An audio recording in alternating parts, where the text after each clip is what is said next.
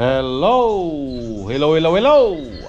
Magandang araw at magandang buhay at panibagong vlog na naman si Bonsai Stang Lumpo. So, workshop ulit natin itong argaw. Okay? Yan. So, nakapokus tayo dito sa kanyang lower part na sanga. Ito yon. Yan. So, dito halos buo na dyan. Dito sa parting taas. Okay? At kung ikutin natin, yan. Ito yung kanyang itsura. Go. Ikot. Yan.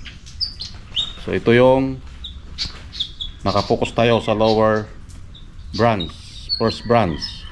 Okay? Pero dito sa taas, halos pabuo na. Okay? So samahan nyo si Bonsai Stang Lumpo at ayusan ulit natin ito. Wala na sa ayos. Okay? So, gupit-gupit lang. Tanggalin yung mga sumobra na sanga.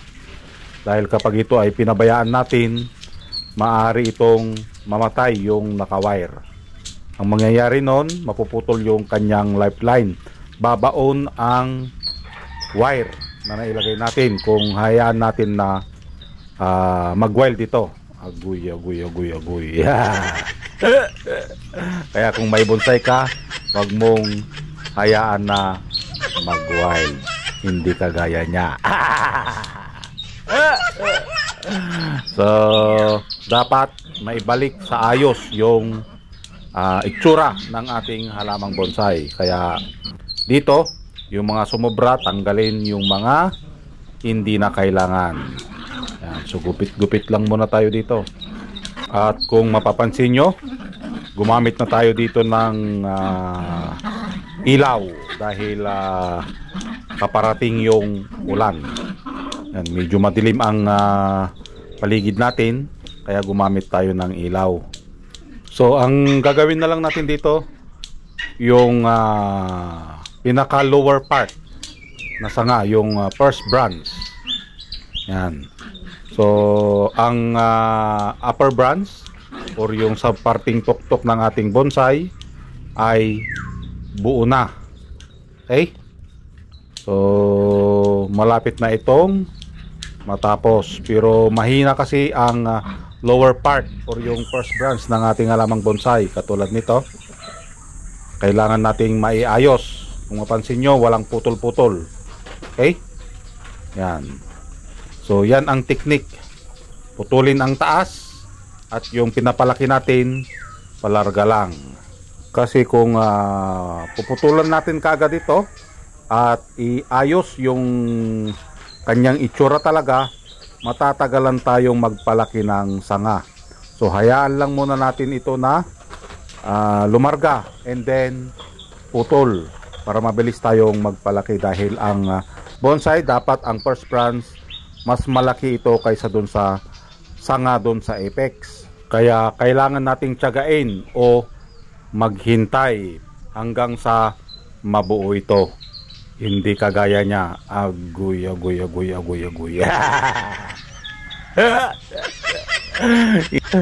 Hindi ka man lang hinintay para mabuo ang iyong pagmamahala. Agoy.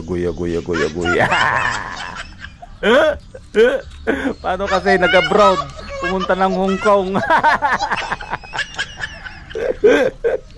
Shout out sa mga taga Hong Kong dyan. Nag-abroad kaya hindi nabuo. Saklap nun, bes. Nagpapatawa lang tayo, ha. Yan. So tanggalin natin yung mga dahon na malalaki para mapalitan ito ng mas maliit.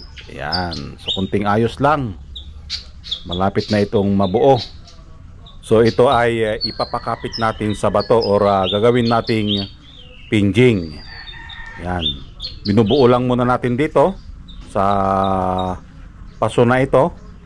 Pag nabuo na, tsaka natin ikakasa dun sa pinjing. Kailangan natin ito ng plate and then yung bato. So yun ang kaabang-abang hanggang sa ito ay matapos. Dahil yung karakter ng ating bonsai ay yung kanyang pinaka-trunk ay mga ugat.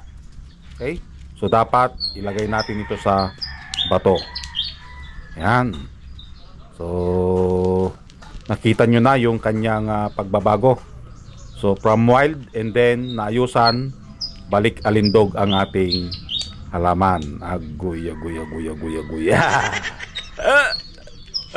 At pakapalin na lang ito sa lower part. At napakaganda ito kapag ito ay mabuo. Yun.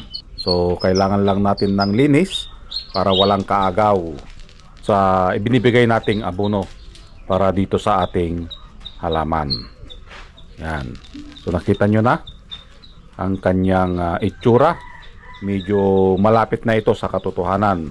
Pero siyempre, kunting tiyaga na lang hanggang ito ay mabuo.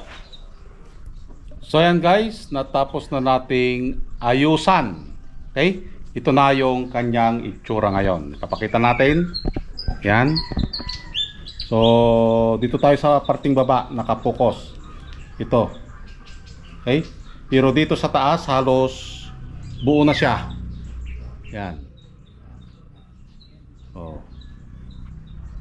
Halos buo na yung kanyang itsura.